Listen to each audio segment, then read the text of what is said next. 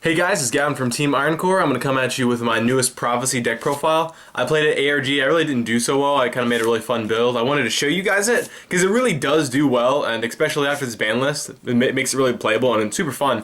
Hope you guys enjoy it. I'll show you a second version of the deck that I would normally play. So I'm going to give you a competitive version and a more fun version in the same video for you guys. I can just show you the cards that you take out to make it more competitive. Enjoy. Alright guys, I ran 3 High Priestess of Prophecy. The big beater card of the deck. Super good, obviously. I ran 2 Justice of Prophecy. This is the part of the deck where, in my particular build that I ran, I wish I wouldn't have played these 5 cards at the ARG series. I wish these would have been 3 breakers, and this could have been some form of a trap. For example, Dimensional Prison or something like that. So that's another idea for a deck that you guys might like without a priestessless version of this deck. It's really fun. Definitely completely different point of the deck is definitely built around control. But I'm just showing you guys what I played, and it's something I actually really enjoy playing recently. Maybe not the world's most consistent, but it's definitely super fun. I play 3 Blue Boy, Heart and Soul of the deck.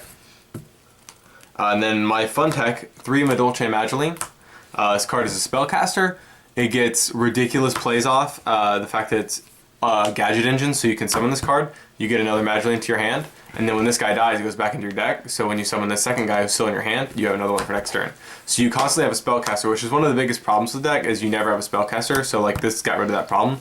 It's super cool and awesome, and the fact is when you run Spellbook of Power, it like becomes 24 and you can just like beat over anything, and it's super really cool. That's what I'm saying, like, in the build that I made, the biggest mistake I had was having the priestesses as another big engine of the deck. If these had been breakers, and then these could have been like haikus or just bigger traps or something, and you just basically run a beat stick, kind of your opponent deck, would also be a really cool theory. So there's those 2 theories. If I was running a straight priestess version, this would become a 3rd Justice. These would come out. The Magelines would definitely come out. So my monster lineup would be 3 Justice, 3 Priestess, 3 Blue Boy. And then instead of the other 2 Magelines, I would probably run Spellbook of Crescents, which I was not running. Because I actually really don't like this card. I've talked about this several times in my past videos, so you guys can go watch the older versions. I have a lot of insight in those videos. So yeah, that's what I would have run. So those are 3 different versions of Prophecy here. I know I mentioned 2, but I guess there's a 3rd there for you. You got 4 Axis Prophecies running Breakers and Magelines. You got regular Mageline, Priestess Prophecy, and then you have straight up just Priestess Prophecy. So those are all really good versions, so you can kind of mess around with them. Again, I don't necessarily like to tell players exactly what to play card for card in this deck, because it comes down to play preference, how you feel like you're going to play this deck. So that's what I was running. It's just super fun. So again, those 3 different versions. Again, don't hate me. You can play whatever version you'd like. I'm just showing you what I played.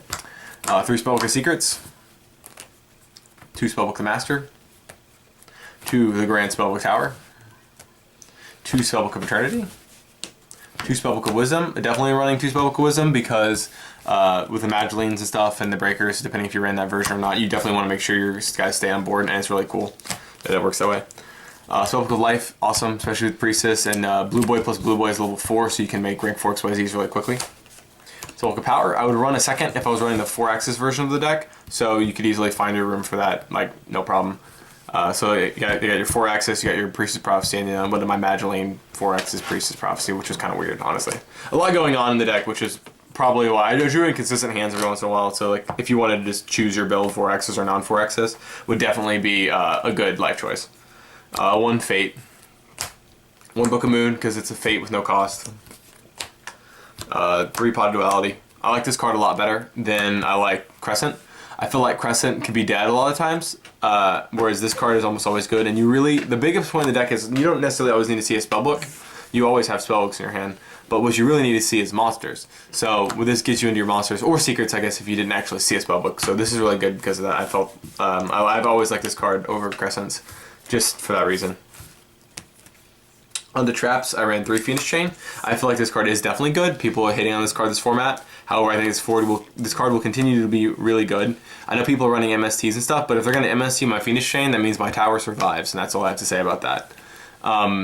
Phoenix Chain is nice because in this deck, your monsters don't really have much field presence. A 500 attack Blue Boy isn't anything to shake a stick at. So you really need protection, and Dimensional Prisons and like Fate and stuff isn't quite enough. So that's why I felt like Phoenix Chain actually stops a monster and gives you a turn. Whereas I felt like when I ran Veilers and Breakthrough Skills, like it didn't actually ever really give you the turn that you needed. That's why like Phoenix Chain, you can just kind of sit on your opponent's monster for a while.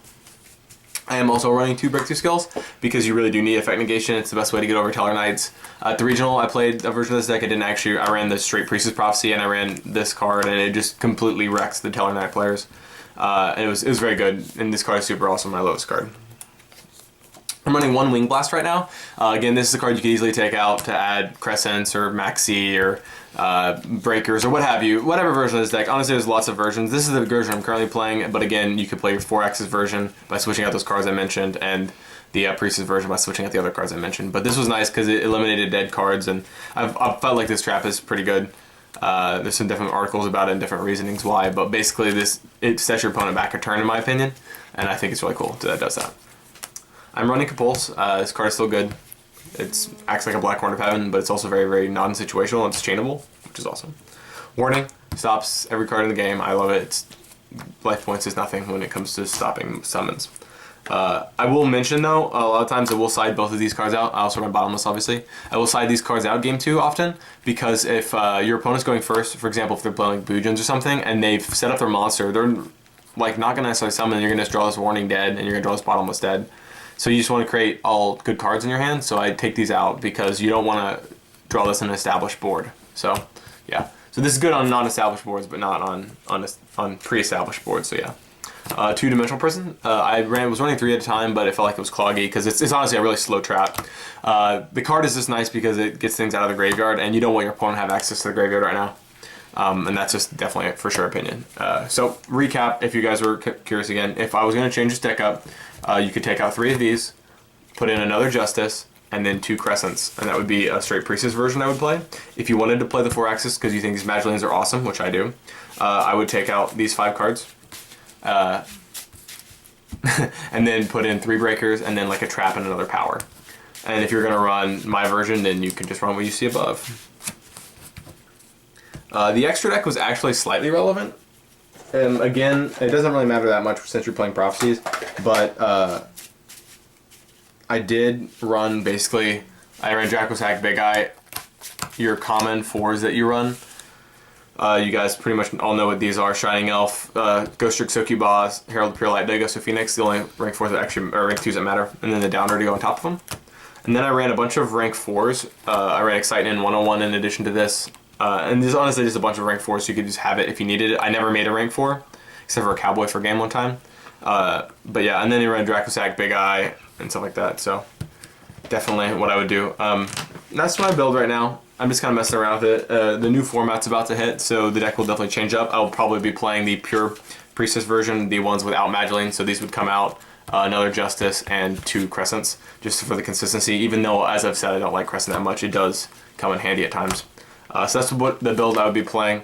Hope you enjoy though, and definitely try all these different decks. When you're playing this deck, you definitely want to find the version of it that fits your playstyle the best, because there are definitely very, very different versions of the deck. My prodigy, Mitch, he runs Breakers in the main deck, and he loves them, and it does very, very well for him because it fits his playstyle. So if it fits your playstyle, go for it. That's my opinion. Enjoy the deck, try them all out. Have a good day, guys.